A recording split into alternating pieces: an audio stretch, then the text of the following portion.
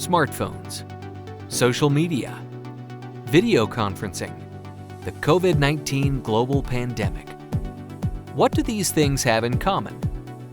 Aside from being a big part of our daily lives and shaping the way we conduct business, none of them existed when our cooperative's Code of Regulations was originally adopted in 1936, nor when it was amended as part of the merger to form Mid-Ohio Energy Cooperative in 1999.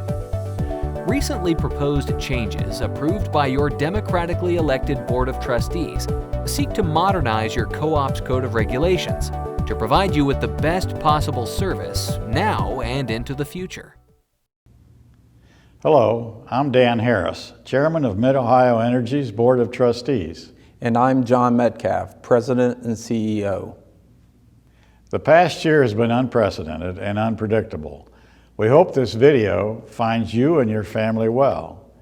Thanks for allowing us a brief moment to provide an update on proposed changes to your cooperative's Code of Regulations. These changes are important to members because they affect the way your cooperative operates.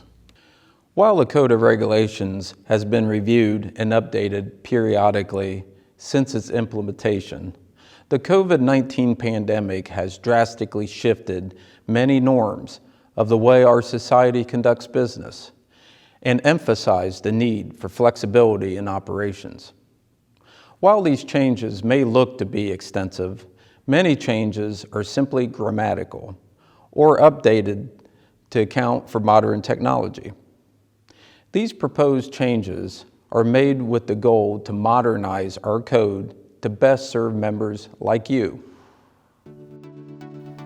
Mid-Ohio Energy's Code of Regulations, otherwise known as bylaws, is a living document to be reviewed and updated regularly to ensure it meets the needs of co-op members, as well as complies with all applicable laws.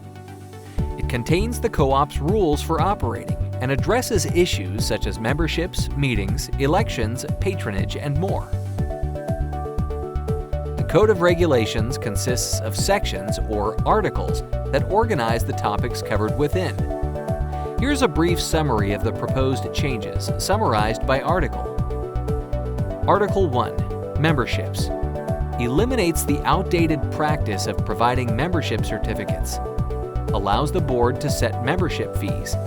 Removes language referring to joint memberships, as joint memberships have never been issued by the co-op. Article 2.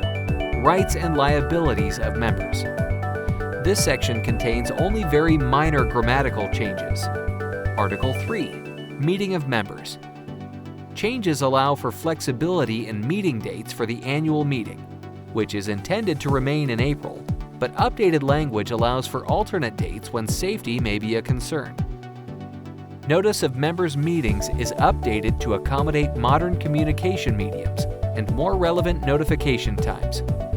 Clarifies the election of board members and the voting process adopted for mail and electronic voting prior to the annual meeting.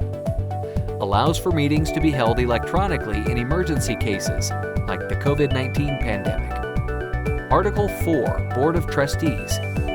Provides clarity for board member residency requirements and policies regarding nepotism and/or conflict of interest. Updates the language and notification for candidate nominations, as well as the process for handling absences or vacancies. Article 5. Meetings of Board of Trustees. Adds flexibility for meetings to be canceled if necessary, and allows for modern notification methods and scheduling special board meetings. A provision was added that board meetings can be held virtually as necessary. In 2020, this was a necessity to meet state gathering orders for COVID-19. Article 6. Officers.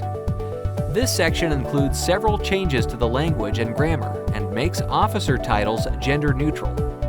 Article 7. Nonprofit operation.